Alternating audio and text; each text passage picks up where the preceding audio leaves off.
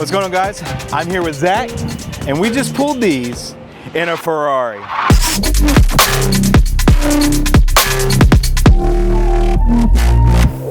I'm Cody, and this is what I've learned. You put somebody across from me, and you begin to open packs, and people begin to open up and tell you the truth about their lives. We've done this with athletes, with pastors, with entrepreneurs, and each and every single time, the conversation goes somewhere you didn't expect.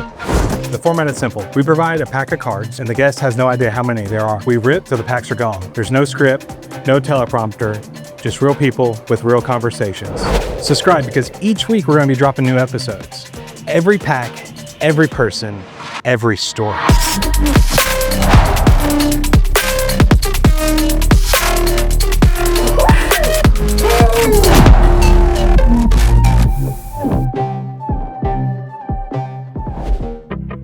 All right, guys, we're at the airport, getting ready to head to Columbus for our interview. I'm just gonna see if we can spot Sammy in the wild here. There he is, Sammy Ramirez. Sammy getting his breakfast of champions right there. It's pure peanut butter.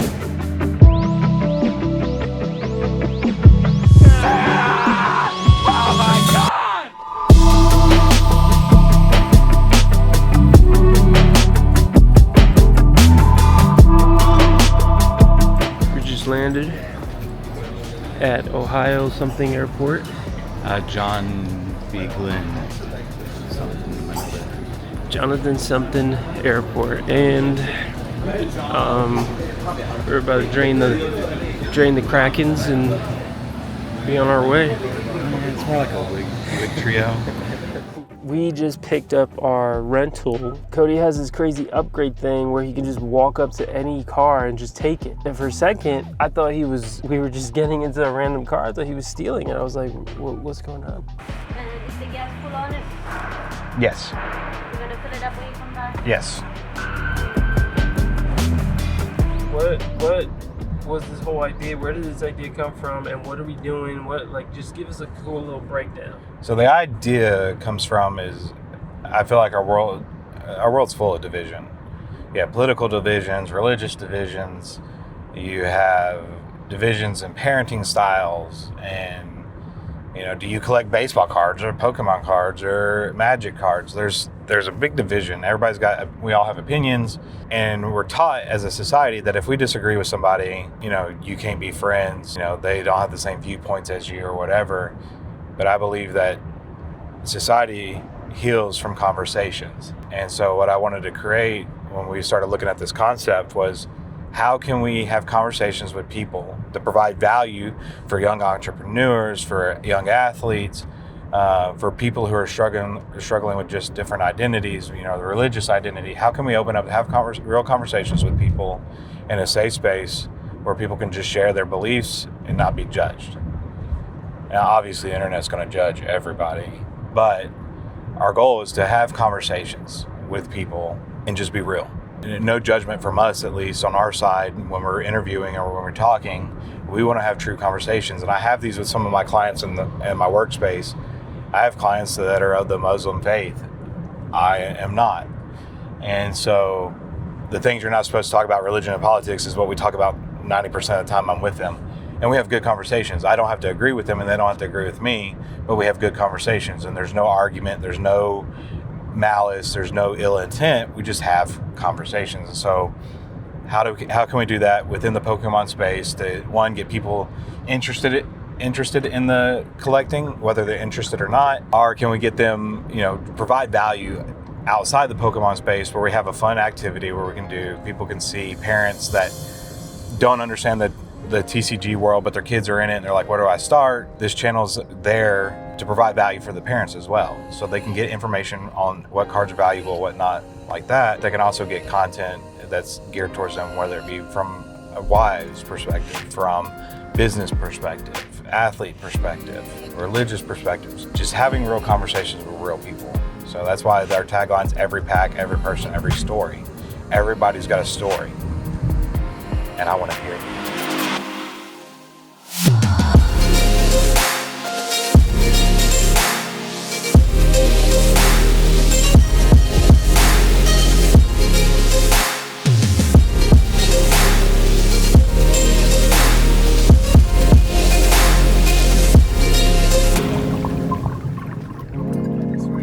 their slabs. So this is all my 10 stuff. So we're Man, gonna lay look at out that. some of this under value, like CGC, like the Charizard that I have. I don't Yeah, I know. have CGC slabs and all. This one's probably around like 10,000, but the PSA is like 35 or 40. Yeah. So it's a pretty big disparity. I'll only trade this if somebody has the PSA version. I'll trade it out. Here with Zach Willard, and we're going to be jumping into While We Rip as we interview him. So before we rip anything, real quick, Pokemon guy, are just here for us. Pokemon guy, for Let's sure. go. Yeah, excited to talk about it, man. Yeah, my I've been man. thinking about it quite a bit, and I talk about my business a lot, but I don't get the chance to talk about Pokemon. So Yeah. it's gonna be fun today. Yeah. Kind of. Sometimes it feels weird to bring it up in business settings.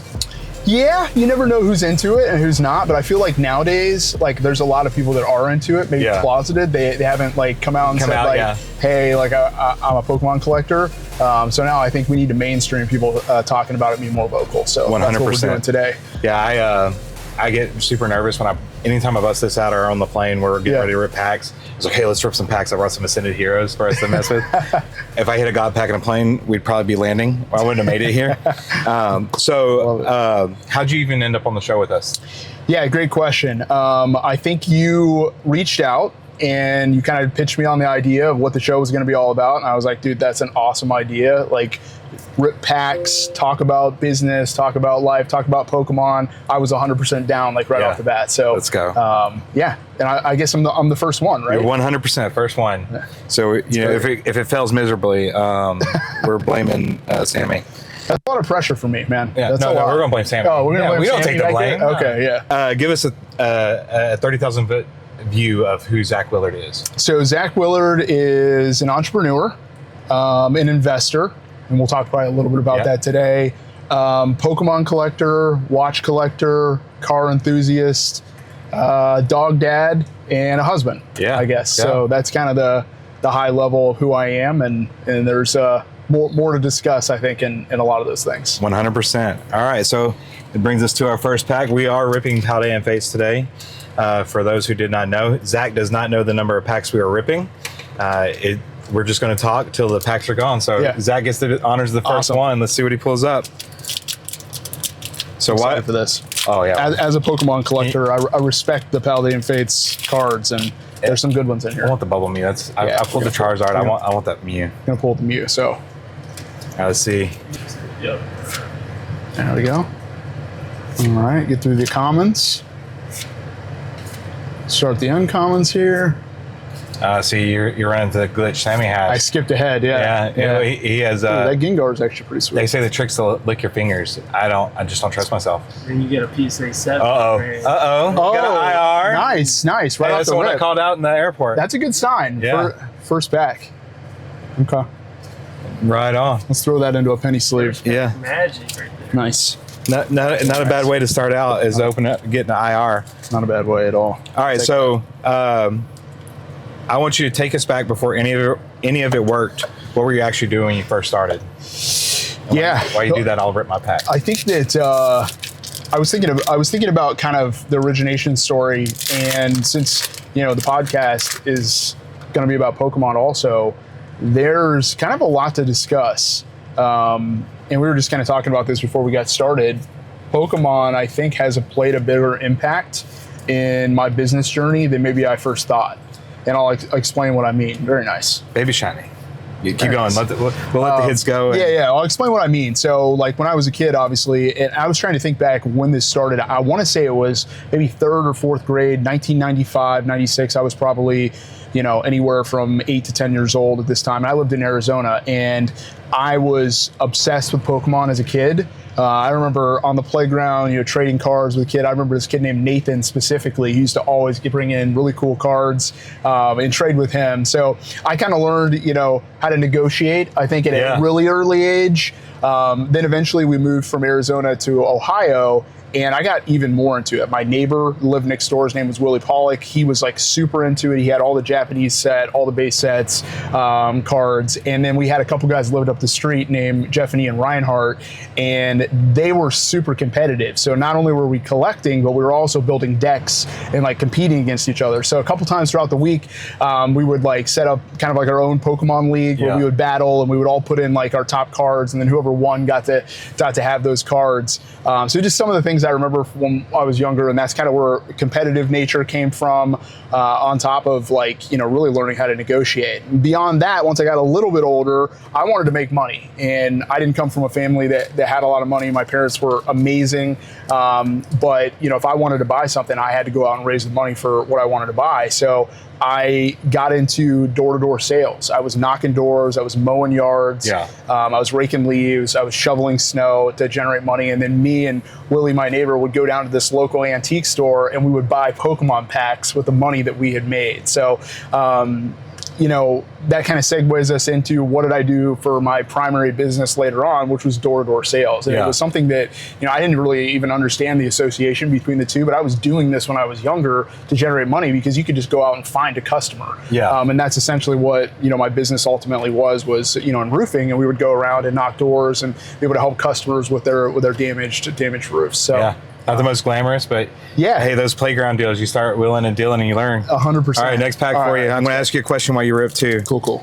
See if we can multitask if our ADD don't kick in, which is a struggle. How do you open these? You open these aggressively, or you just? I'm a little bit more delicate. Yeah, with the packs. I like to save the wrappers. All right, little lappers. So we can repack. Hot take. All right, so next question. Was there a moment where you knew you were building something real, or did it sneak up on you? Okay, Double EX. ring, Very nice. Yeah, we got a baby shiny EX and an IR. When I got into roofing, I pretty early on understood like what the opportunity was. You know, it was a way for us to get with homeowners that had a problem and be able to bridge the gap between their problem and an avenue for them to pay for it. And not a lot of people have, you know, more than $10,000 in their bank account. So it was important that we could provide an avenue through insurance to get them, you know, their roof covered and save them, you know, a considerable amount of money for their roof and be able to even provide an avenue for them to get their roof replaced. So I realized, I think, how good of an opportunity that was pretty early on, even just doing roofing sales. And then when I started the business, obviously with my business partner, we just kind of like ran with that substantially, right? I mean, we obviously generated business at first just ourselves, and then, you know, kind of snowballed that into building sales teams and expanding. So I think pretty early on I recognized the opportunity, and then you know, really just focused on how do we do this successfully, how do we do it fast but do it efficiently, and we were really hyper focused on putting in the scalable processes and laying the foundation to be able to grow, and that's what led us to obviously be able to start more locations than just our corporate office location in Columbus. Because at one point you were one of the fastest growing companies in Ohio. Yeah, absolutely. So we have now we have a Columbus location, Cincinnati, a Toledo location, a Cleveland, and a Youngstown location. So we pretty much got all of Ohio serviced, along with several other states too. So we expanded relatively quickly. Yeah. 100%. All right, before I hand you the next back, I'll go ahead and ask you the next question. So, who believed in you early that most people didn't know about? Ooh, that's a good one. You know who believed in us early? I think probably the most impactful person was our production manager, Joe Vance. Joe. I think you had the opportunity to meet Joe. Yes. Incredible person that we brought in very early on in the business, within the first 3 or 4 years, and he was instrumental in not only helping us on the production side, but really just from a mentorship perspective. You know, he had been a contractor before and really seen a lot of the things you do and a lot of things you don't do. And you know, he helped us quite a bit make decision making and obviously just scale the business from a very early stage to a later stage. So I'd say Joe Vance was probably the most impactful for us, for sure. Oh, Joe. All right. Slab guy, slabs or raw cards? I'm a slab guy. Yeah. I like slabs for sure. Yeah, I think slabs are important. I like to try to collect what I think is going to. Another baby shiny. Nice. Okay, little professor's research. Yeah. We'll take this one. We'll put this in a sleeve. Yeah. I like to collect what I think is long-term going to hold value. So I like to look for low population slabs. I'm focused on master setting the 1999 base set, fossil set, and jungle right now. So All PSA 10s? All PSA 10s. Unlimited, so I'm not doing first edition, but it's been a little bit of a journey. Yeah. A lot harder than I thought it was going to be because of the low pop, and I've been to quite a few shows here over the last month or so, and really not a lot of people have the cards. Like it's not something you can find. I went to the Columbus big card show that we had here, and I think there were 600 tables, and I got in early, kind of VIP, just to get in early to kind of see who had stuff, and almost nobody at any of the tables had PSA 10. So I waited like a couple hours, came back after maybe some people traded some stuff, and I was able to find a couple cards, but it wasn't what I thought. I thought I was going to walk in, there was going to be a ton everywhere, and I was going to easily be able to collect the sets. Not really. I think we might have better luck at the bigger shows. Yeah, 100%. I have a hard time ripping packs, apparently. That was too delicate. I'm a little dainty. All right, so I know, for those who don't know, Zach and I had the privilege of working together. Yep. We met in Switzerland back when I had my own roofing company. And we were like, hey, let's pitch this vision of building a commercial division. Yep. And I was like, I didn't want to do a residential. So I know a little bit more about your backstory than some others. Yeah. I was there for the sale. Why don't you walk us through that? The decision to sell, was it obvious or did you wrestle with it? Yeah, good question. I think the sale idea started several years ago. We were approached. So we actually went and completed the transaction in June of 2024. So probably 3 years before that, we were approached by O2 Partners, which was the company that eventually went on to buy Lanier Roofing and some of the larger players in the space. They have a relatively large platform here. And they approached us maybe like 3 or 4 years before we even started to seriously engage and think about selling the business. And we didn't realize how large the consolidation was, I don't think, at the time, and how important that it was going to be for the industry, because it was on the kind of the cutting edge, the forefront of what the future was going to bring there. So talked with them. They kind of opened our eyes to, hey, this is what's coming. There's a top 100 list was a bunch of roofing companies that, I think the highest residential company on there was maybe 100 million in sales at the time. So it's pretty low. I mean, taking out like Tecta and some of the larger companies, which showed a huge fragmentation of the industry. So usually when, private equity identifies that, that's when they step in and start consolidating the market. So that obviously started to happen back around 2020, 2021. And O2 was one of the first people to really kind of reach out to us. So once we had that conversation, Alex and I kind of started to think about, what do we need to do inside the business, because we're not ready in 20 or 2021 to eventually sell. So we started to establish scalable processes. That's when we started to build kind of our mothership approach, where we have a corporate office and we set up satellite locations that are essentially sales hubs across the United States, and really just focus on building something that somebody would eventually want to buy and value at a high level. So as multiples over time started to creep up into the double-digit multiples, we felt like end of 23, 24, we really were at the peak of the business. Revenue was the highest it's ever been. We had a vision for scaling. We had expanded locations. So we actually went out and engaged with a investment group, investment banking group, to help us go to the market, the right way. That's what I would recommend for most people to do, is go to the market the right way, do a full process, which we had some of the most interest that anybody had ever seen in the roofing space. And a lot of that was because a lot of the companies had already sold that were on the top 100 list. So there wasn't that many large platform businesses still available for people to get, involved with. So to get, make matters, short and kind of not go too long-winded here, it was a really important decision for us to find a partner that was going to scale the right way. A lot of private equity just wanted to buy a ton of companies, roll up into a hodgepodge of a mess, kind of go back to market. That's not working right now. People don't necessarily want that.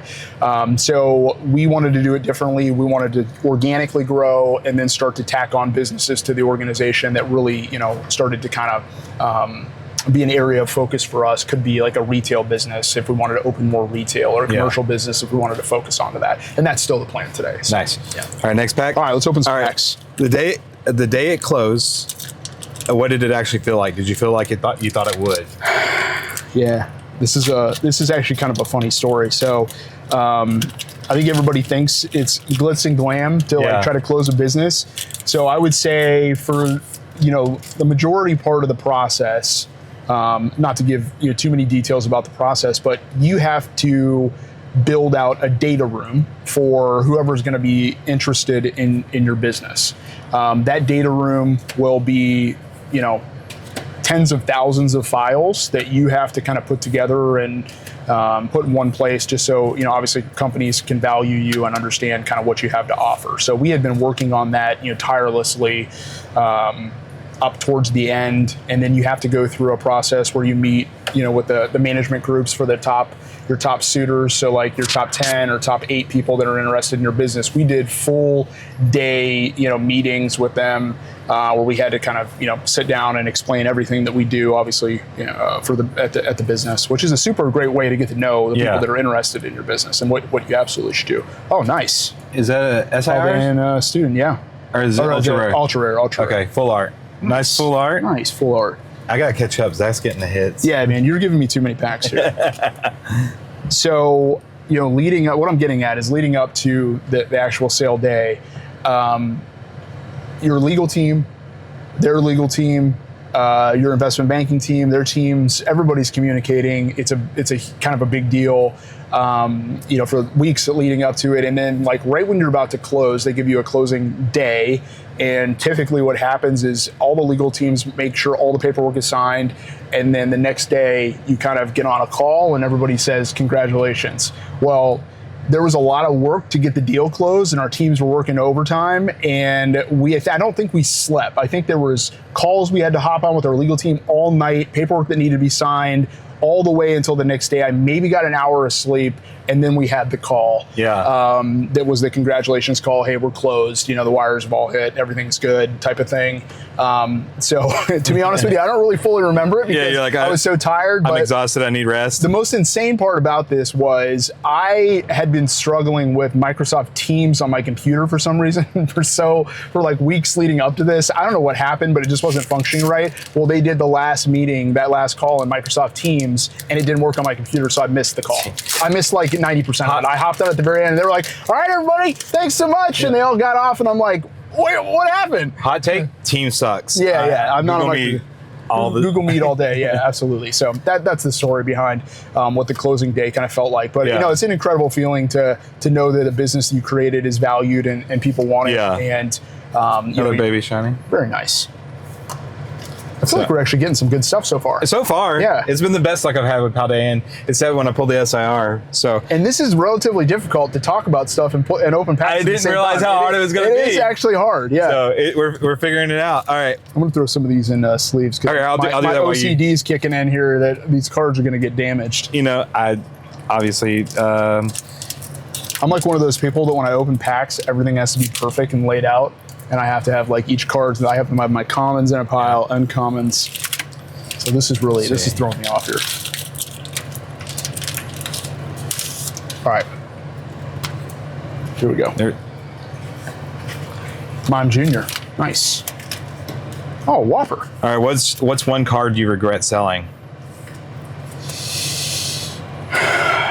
Oh. You know what, man? It's going to be anything when I was a kid. So I had, I'll take a different direction. Not necessarily selling. I had, at one point in time, I created a deck that had 4 Charizards. It had 4, it had 4 Rocket Zapdos. It had 4 Froligators in it and Shining cards. I can't remember which Shining card it was, but I left that deck at a friend's house and never got that back when I was a kid. And it actually had one of my first Charizards I ever pulled. There's kind of a funny story, with that. But I'm trying to remember who pulled what. So nothing in that one. Nothing in that one. Because you get to keep all your hits. Yeah, so I would say the first deck that I lost had a lot of really good quality cards in it. Four base set Charizards, Rocket Zapdos, perfect condition cards that were in my deck that I was using. Left it at a friend's house, never got it back. But one of those Charizards, and it's the main card that I wish that I would have never lost, was 5th grade Christmas. I told my parents that I wanted booster packs for Christmas because I was really into Pokemon. And I've never done this ever, actually, up to this point, but this was just this one year. I went and looked for my Christmas presents. I got my parents' closet. There was 3 booster packs in there, and there was one that was a Charizard base set booster pack that was a little bent. So I'm like, I bet this is a holofoil. I hope it's a Charizard. Christmas morning, I opened the pack up, Charizard inside. Oh, so it's pretty cool, awesome. And obviously I lost that Charizard, so that's the one I kind of regret losing. Yeah, the memories behind it too. Yeah. All right, so commercial real estate. How did you land in commercial real estate? Was that always the plan? That's a really good question. A little nice. Nice. IR. That's a great pool. Oh, let's go. So commercial real estate was kind of a by happenstance of, so I think when you're thinking about investing in general, you kind of have to ask yourself, what are we trying to do? Are you trying to make passive income? Are you trying to long-term get appreciation? Are you trying to mitigate tax? There's like a variety of questions that you can ask. I think that Alex and I were obviously growing a successful business. We had income coming in. So commercial real estate for us started as how do we mitigate tax? Yeah. How do we keep more of the money that we make that we're paying to the IRS? So when Trump's first term, he got in office, he changed some of the laws to be favorable for accelerated depreciation. Yeah. And you could do what's called a cost segregation study, buying commercial real estate. The best properties for cost segregation studies are multifamily, and which is an incredible investment. So that's how we really got started in commercial real estate, is like not letting the tax tail wag the dog, but still finding a good investment that allowed you to mitigate your tax and be a long-term, profitable, property for us. So that's how I got started in commercial real estate, was buying a property, cost segregating the property, reducing our tax liability, and then having an amazing appreciating asset that's obviously cash flowing as well. Nice. So, yeah. All right. What is something about commercial real estate that people get completely wrong going in? Good question. Get completely wrong. I think it maybe is you do it for the wrong reason. Yeah. Yeah. What I just kind of mentioned, I think a lot of business owners want to mitigate tax, and they kind of get pigeonholed into like, oh my gosh, I need to buy a property by the end of the year that I can cost segregate, and they don't always buy the right investment property. So like I said, you don't want the tax tail to wag the dog. That's something that people say all the time. Super important, because if you buy a bad investment, you save on your tax in the interim, until you sell that property and you have that tax liability is still there. That appreciation needs to be paid back, but you need to make sure that you're first and foremost buying a good investment. Yeah. That's obviously the most important. Let's get into the good stuff here. All right, while you're ripping, vintage nice set or modern? Vintage. Vintage all day. Yeah. I lean more modern. The first 3 set. The Wizards of the Coast. You've got your base Jungle Fossil. You've got your Neo sets. You've got your Legendary sets. Those are the most insane sets right now. Your Gold Star set. Is it just for the values or for the artwork? Artwork and value and nostalgia. Okay. Yeah, it's a little bit of all. Value's obviously there. I do like some of these IRs, man, that they've been coming out with. Some of them I think I'm doing a terrible job. How do I hold this? Do I hold these like this? Is this better? Sammy's the one who has all the issues. Sammy, you tell me what's... He said he's left-handed and he has to do it right-handed. I'm left-handed, so I figured, I was like, let me try with my other hand, so I just started doing my non-dominant. And it was sliding off pretty nice and smooth. Yeah, I feel like this is better. I'm doing better. I don't have much experience, doing this on camera. So yeah, no, Gardevoir EX. Nice. I don't have experience doing anything. Which pile is mine? Is it left or? This one, you face. I figure face you, face me. Yeah. It's super simple. Oh. All right. What? Ooh. The benefits of I told Zach when I reached out, I was like, only requirement I have, we got to rip in the Ferrari. I stepped on that by accident. Well, when we did our Italy trip, I was supposed to rent a Ferrari and That's drive what you through said, drive in Italy. They canceled it because it was going to rain the next day, so I was like, forget that, I'm going home. Dude, that would have been an incredible experience. 100%. I still want to do that. I want to go to the factory and then be able to drive there. I have a a 296 Speciale on order, which is like Okay. kind of like the Pista or Speciale limited release version. So we'll get that in the next couple years. So I may go to the factory and kind of see that being finalized and Yeah. finished. But Take it out on the road. yeah, that's always. I mean, if you need a bodyguard. Dude, I'd be more than happy to have you come. I don't know who's after me, but maybe there's somebody somewhere. Oh man, Italy is phenomenal. Yeah, I had so much fun on our trip, and okay, Yeah. but we won't talk about that. All right, for young entrepreneurs, if a 22-year-old came to you and they wanted to build something, what's the first thing you would tell them? Yeah, great question, and I think so. The kind of the way that I always thought about business was, and I'm not saying this is 100% the correct way that it has to be done, but this was my philosophy. Even if I wasn't into something, if I could make enough money in 5 to 10 years to set myself up for the rest of my life to have the opportunity to do whatever I wanted to do, that was going to be my focus. So with roofing specifically, margins are great with roofing. It's a high ticket item, so it's a $20,000 plus sale for most roofs. So it's a way to make a lot of money. So I think my recommendation would be for young entrepreneurs would be make sure that whatever you're getting into, there's a way for you to actually make money. Yeah. A passion project and your career is maybe two different avenues. I talked to a guy recently. He was like, yeah, I really want to start this business where I'm like woodworking. And I was like, okay, well, tell me a little bit about that, why you want to do it, how you're going to scale that business. And when we got to the end of it, it was that's not necessarily like your career. That's a passion project that you're not going to make, multi-million dollars and set yourself up for the rest of your life. So I think there needs to be, a defined line between the two. Maybe you're not passionate about roofing. I was a sales guy. I wasn't necessarily passionate about roofing, but it was an incredible avenue for me to be able to scale a business and make money, be able to sell that business, and then be able to focus on the things that I want to do. So I do think it needs to make sense, whatever you're going to do. Like opening up, a small boutique, like little store may not make sense on paper. It may be something you're passionate about, but it might not make sense for the first thing that for you to get into, if that makes sense. So that would be my thought. That would be my thoughts on that. All right. These are not rehearsed answers, by the way. These are just random things he's pulling out and asking me. So. I love it too. What advice? Hang on. Let me figure out how to word this. What is one piece of advice that everyone gives that you think is terrible advice?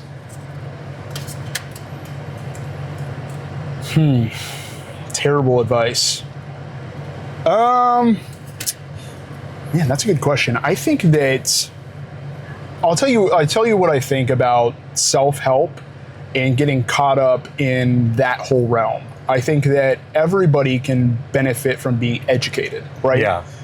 Especially educated about your trade. I think that there is a whole entire almost cult of people that are so caught up in self-help conferences and things like that once they leave the conference, they don't actually apply anything that they learned. And they just continue to get the dopamine hit by going to these conferences and conference. So what I would say is don't get caught up in self-help other than educate yourself. If you feel like you want to go to a conference that's going to give you tools, make sure you're actually implementing the tools and the things that you've learned. So that would be like, that wouldn't necessarily be like an advice thing that people are giving, but I think at self-help, there's going to be a lot of advice. Make sure you're applying what you learn into what you're actually trying to do. I remember you saying that. I'm pulling these cards so slow. I'm so sorry. I think we called it conference junkies is what you called it. Look, little baby rare, baby shiny. Nice. And another let's go, trio. Man. Heck yeah. All right. Those are good solid pulls. So we're going to get that above you. I can feel it. It's in there. One of these. I just need to be mine so I can keep it. So for those who don't know, junkies, that's a good way to put it. Any of the hits Zach pulls, he gets to keep or give away. Any of the hits I get to keep or give away, but I'll probably keep. The doubles, everybody knows the doubles go into a binder that I'm giving away once we hit 1,000 subscribers. That's awesome. All right. What did you have to figure out the hard way that nobody warned you about? You learn the hard. So you and I have talked about this. We talked about this a little bit before, kind of getting in the car, getting started, was we both kind of have ADD, ADHD. Mine's never been, clinically diagnosed, but I definitely got one of the two. What'd you get? Same one I just pulled a minute ago. Is this all from one booster box or 2 booster boxes? Or? Single packs. Single packs. Yeah. Okay, so we might get some good stuff in this. Yeah. So there's a card shop. Shout out TCG Nation in Corinth, Texas. Okay. When you come to Texas for that conference, we'll go there. Yeah. All my big hits have come from there. Nice. So my SIR Garantina, my SIR Charizard from Paldean Fates, my SIR Team Rockets Mewtwo from Ascended Heroes. Wow. All from the same shop. Okay. So I highly recommend them. What was it? Say it one more time. TCG what? TCG Nation in Corinth, Texas. All right. Shout out TCG Nation. Oh, Nice. 100%. Okay. So we were talking about how we have ADD, ADHD, and with that, there becomes a hyperfixation on whatever you're trying to accomplish, which is a superpower. Yeah. Sometimes a weakness. And I think it's important to have a solid balance in when you're hyper fixated on whatever you're trying to accomplish, which you absolutely want to be successful and have to be successful, that you still make sure you're taking care of your personal health, your mental health. If the man is together, his world is together, is a quote that I heard a while back, and I think that's so true to business and so important that you are the figurehead, and you're the thing that really keeps your business moving forward. And if you can't function in your daily life because your health is slipping, your mental health is slipping, that is not good. So I would say, for me, it wasn't like a substantial issue, but there were times when I definitely neglected my personal health because, you're working 10 hours plus, or you have so much stress. I had really bad anxiety for a few years earlier on in my, business endeavor, just because you're juggling so many hats. Nobody prepares you. Trying to figure out how to pay bills. Yeah, nobody prepares you for that type of stress in your business, especially when you're scaling and there's all kinds of things going on. So this is something that everybody will run into when they get into entrepreneurship and owning a business, and you have to be able to navigate that successfully in your personal health and in your mental health. Physical health and mental health is super important. 100%. Another thing I would say is, with being hyper focused on trying to be successful, you have to celebrate the wins along the way, because I know how I was a delayed gratification. I always wanted to kind of push off and be more stoic when I was accomplishing things, because that wasn't the marker that I was going for. The marker I was going for was way down the road. But it's okay to celebrate the wins along the way and be able to, champion the successes that you have or that your team has, and you don't always have to be focused on the end result. That will allow you to enjoy the experience of being an entrepreneur and being successful a lot more, which I think is extremely important. Yeah, so absolutely. Let's rip some more packs. Yeah, here you go. All right, hot takes for you. Hot takes, okay. What's a take you have that would get you trouble in your industry? A hot take. Hot take that will get me in trouble in my industry.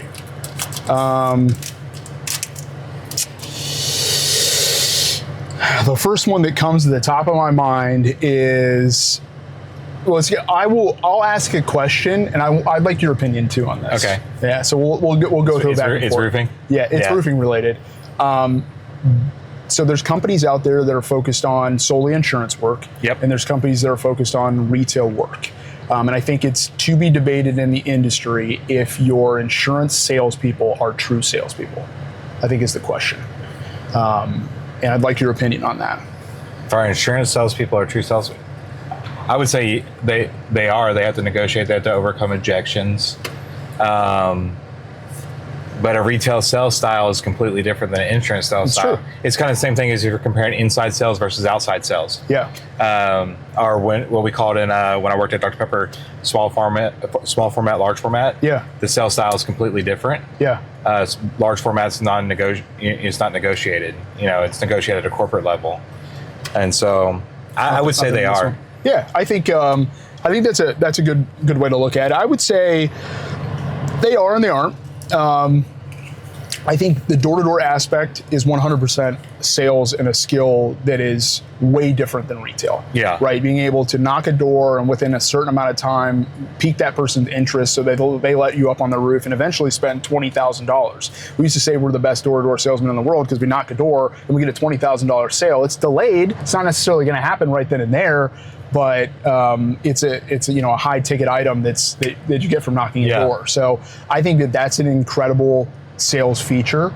I think there's levels to being good at door to door, right? Like if you look at a Sam Taggart that we both know, he's a black belt door-to-door salesperson. Yes. Every single thing he does, from his body language to the words that come out of his mouth and the things he say, are to influence the customer from a psychological perspective to want to buy. Yeah. Whereas you have a brand new salesperson that maybe knocks the door, says the script, but doesn't really understand all those things and how important they are. So there's different levels of a door-to-door salesperson. But if you were to take a door-to-door salesperson and put them into a retail presentation style, 10-point type presentation, that's much different. Yes, 100%. And that's an incredible, skill set that needs to be honed over time. And there's people that are very, very good at that, and very, very structured at how they do it. And they do it the same way every single time, no matter what the circumstance is. And it allows them to close a high percentage of those deals. So I do think there's differences between the two. The hot take would be, I don't think that the door-to-door salesperson, unless he's a highly, kind